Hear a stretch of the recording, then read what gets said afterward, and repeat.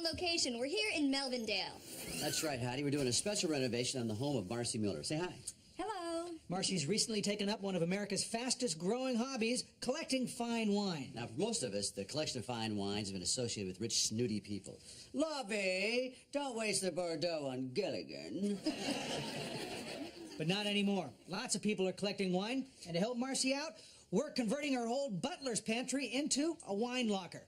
Now, our first step is to take out the old cabinets and shelves here. Whoa, wait a minute. The first step is to get rid of the old butler. Excuse me. Jeeves, walk us off the curb and leave the silver here. Bye-bye.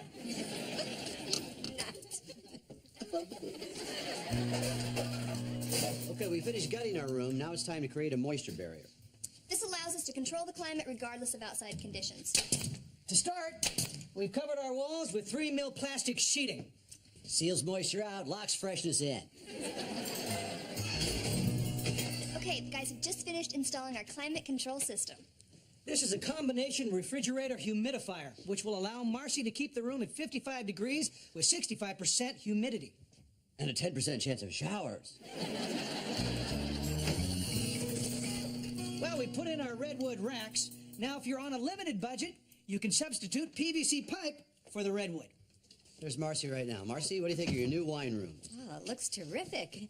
But these shelves are so tall. Are you sure they won't tip over? Not a chance. I fastened these to the walls and floors with 7-inch bolts myself. Added some extra weight here for stability. Good thinking, Tim.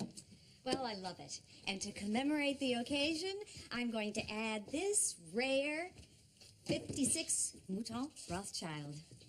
Okay. Now, because of the added weight, we've also taken the precaution of reinforcing the floor. We did? Didn't we? I didn't, did you?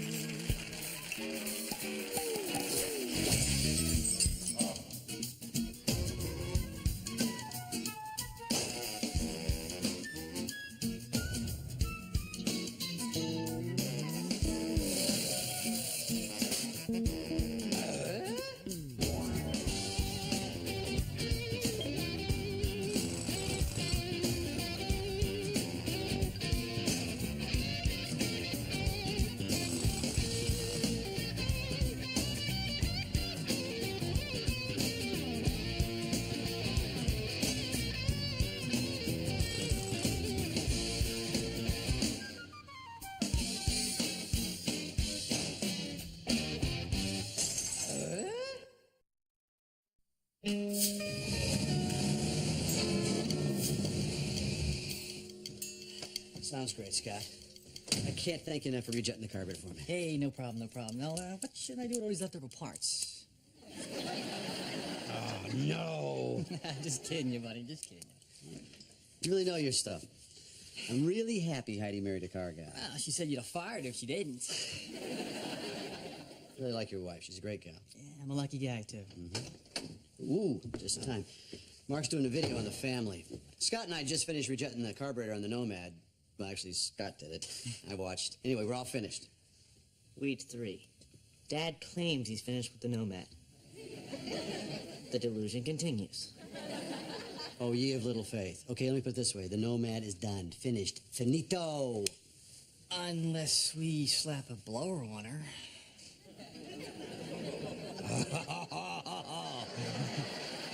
This thing will run like a scalded cat. Yeah?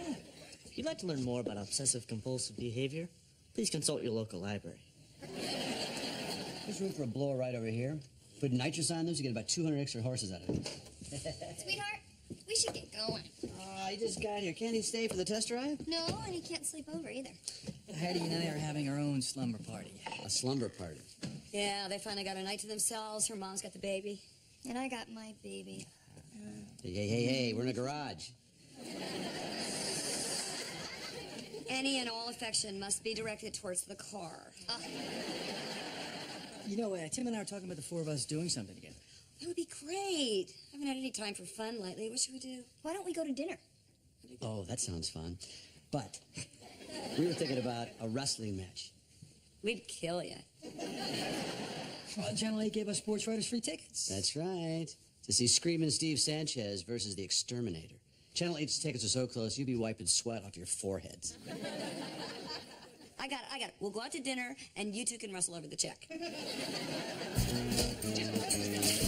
Wendy, why don't you tell me a little about why you decided to start therapy?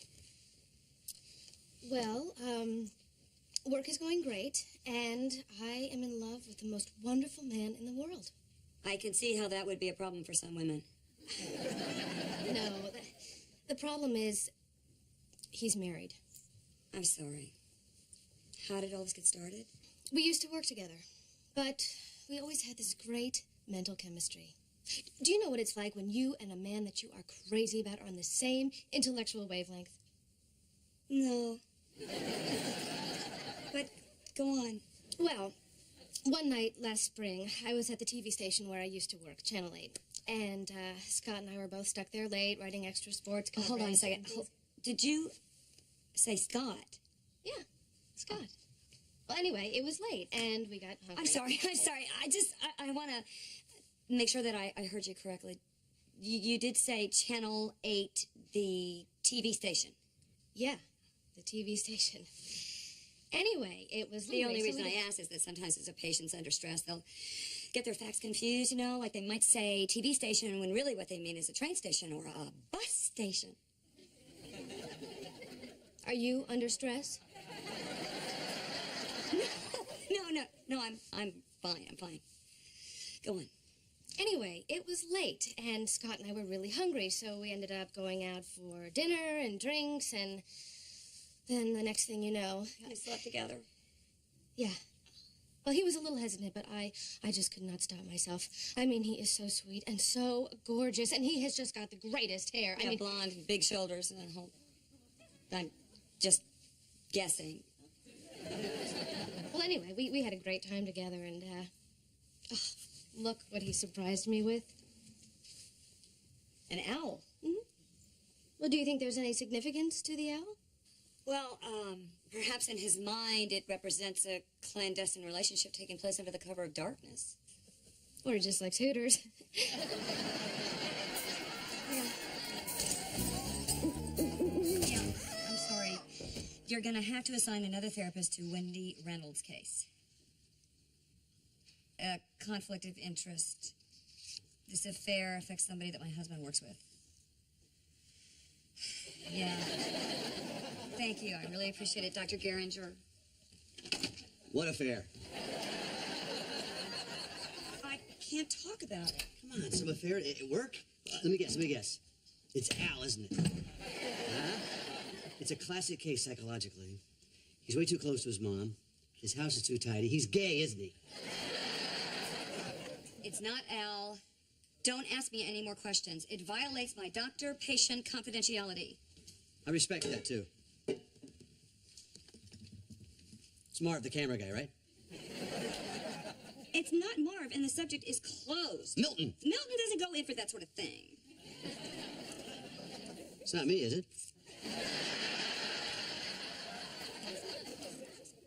Heidi.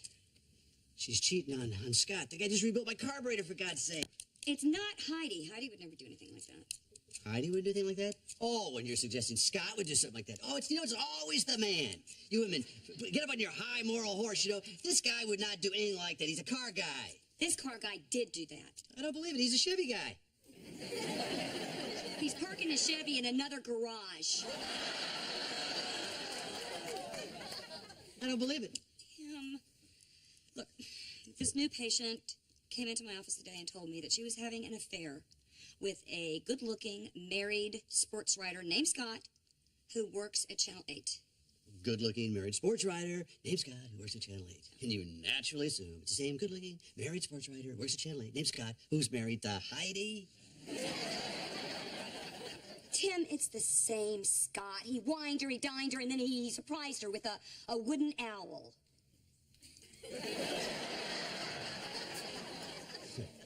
Never heard it called that before.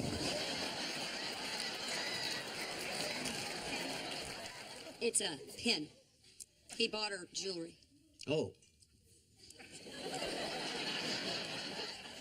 You can't listen to this woman. I mean, she's in for therapy. Obviously, she's a little off-kilter. Probably desperate. I mean, why else would she be going to a student therapist when she could get a real one? Because there's a lot of damn good ones out there, right? Yeah. What if the affair is still going on? What are we going to do about Heidi? Nothing. It's not the same Scott. How do you know? How can you be so sure? Honey, listen to me. When you work on a car with a guy, you get to know him. You share secrets. I would have known. Tim, I know that you like to think the best of your car guys, but I'm absolutely certain it's him. You gotta talk to Heidi. I'm not talking to Heidi. No, you can't talk to Heidi. I can't talk to Heidi. Hurt her. You gotta talk to Scott. I'm not talking to Scott. No, you can't talk to I Scott. can't. No. That violates my doctor-patient confidentiality with Wendy. There's one more thing. What? It's not the same Scott. You're in denial. I am not. R2. Are not. R2. Are not. R2. For more information on marital stress, please consult a licensed counselor.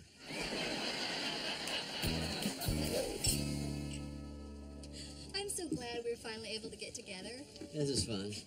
Not big greasy men body slamming each other. We'll save that for our anniversary.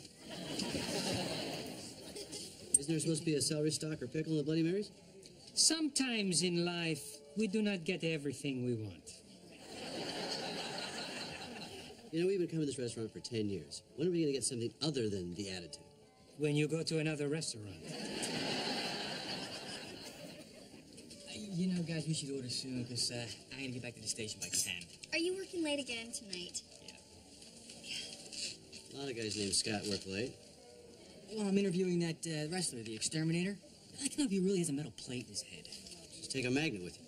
Can you guys stop talking about work? Let's just enjoy this time while we have it, shall we?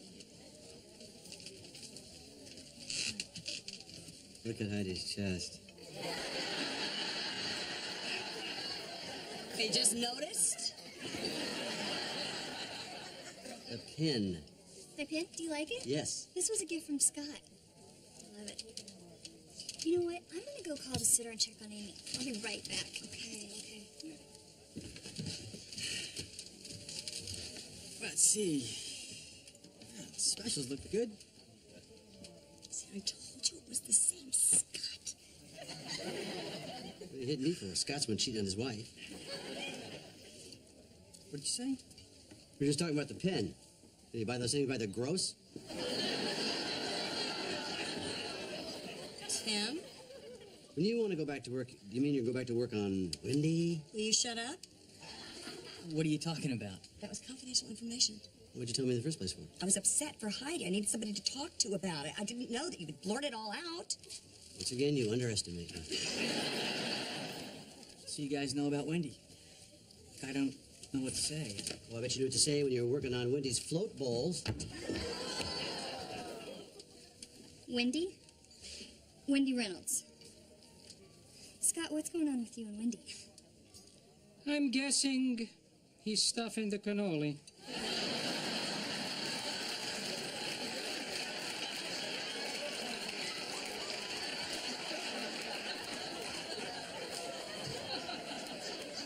I'll give you 2 more minutes to decide.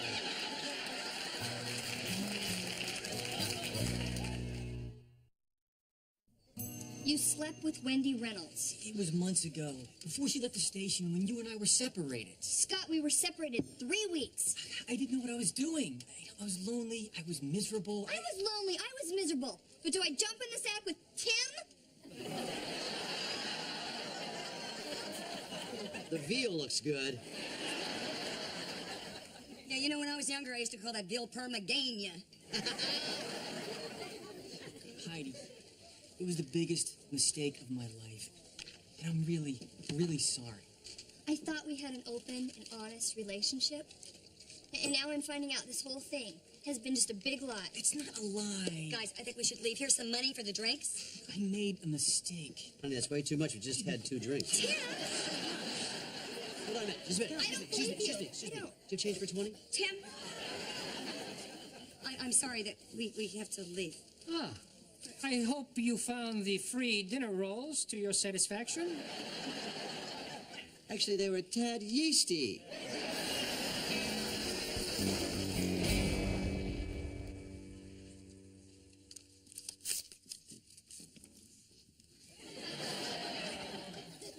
Got it. Me too. Hey, what do you think you're doing? doing a little sequence on disgusting family habits. Oh, really? Well, why don't you come upstairs? I'll show you what I can do with the Q-tip. Oh, I feel so terrible. So do I. Spent $20 on 2 drinks. I'm talking about Scott and Heidi. I thought we agreed not to say anything about this. I snapped. Just can't believe he'd do that to my good friend, Heidi. Oh, I know. I'm sorry. It's not your fault. It's totally my fault. I should have known if I told you, you would be able to keep your big yap shut. How come when it's your fault, it winds up being my fault? No. I should never have betrayed my patient's confidence. What I did, I disgraced the entire psychology profession. You think you got it bad? Because of what Scott did. It's a dark day for all Chevy guys.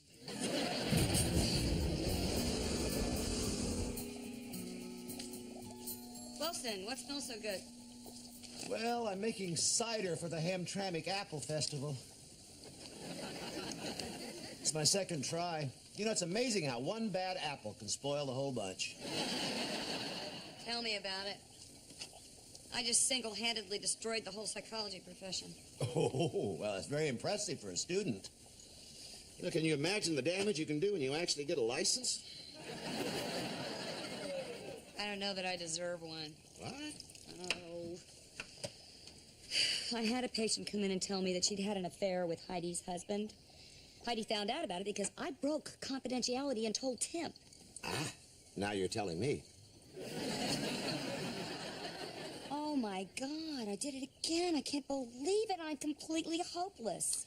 I'm just lucky that my supervisor never found out what I did. Well, you are right, because she could have lost her license, and you could have been kicked out of the master's program. Really? Oh, really. Also, the school could have been sued, and you might have been written about in textbooks for future generations to study. Wilson, you're not making me feel any better. Well, excuse me. Why do I always have to be Santa's little helper?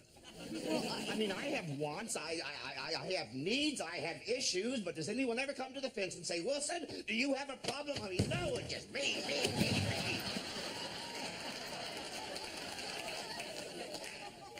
Wilson, of course, you're right. I'm so sorry. Well, I'm sorry, neighborette, but I guess even I sometimes need somebody to open up to. Well, you can open up to me anytime. Of course, I don't know why you want to. Jill, if I wasn't comfortable talking to you, I couldn't have snapped the way I did. Really? Really.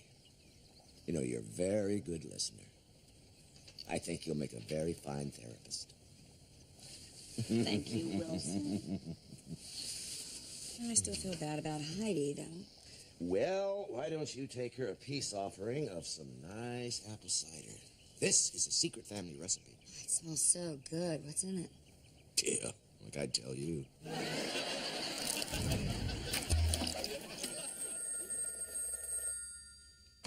Could you grab that, please, Brad? It's Scott. Tell him I don't want to talk to him. Let me tell him you're washing your hair again? Just tell him I'm working on my car with somebody else. Hello.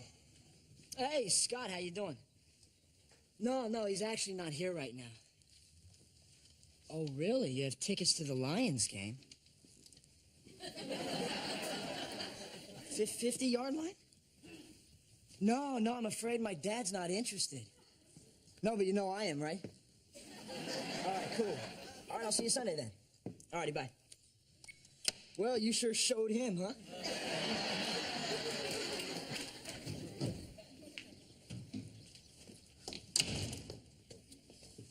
What's that?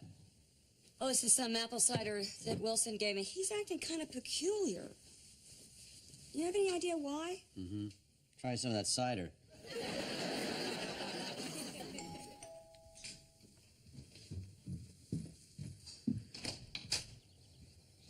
Heidi. Hi. Come on in. Hi, Tim. Hi, Heidi. Can I talk to you guys for a second? Yes, please do. I'm so glad that you came. We wanted to come and find you. We both feel just terrible about what happened yesterday.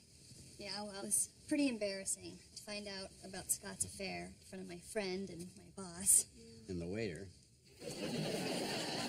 The truth is, in all that awkwardness, I'm really glad it came out. You are. Thanks to you guys, Scott and I ended up having a huge fight. Well, glad we could help. First we yelled, and then we cried, but then we really started to examine our whole relationship. Tim and I have found that fighting really helps our relationship. In fact, if we don't fight for a while, we really start to miss it.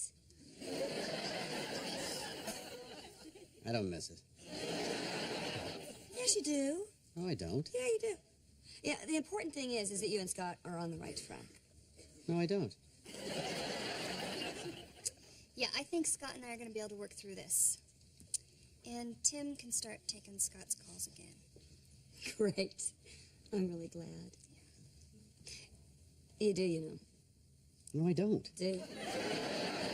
No, I don't. Do. Don't. Do. Someone's having an affair at tool time? Tell me. Oh, I'll guess. I don't have the pen. Well, I can't help you there. Hold on a minute. Hold that thought. Hold it. Wendy Reynolds? Scott, what's going on with you and Wendy? I'm guessing he's hiding the rigatoni.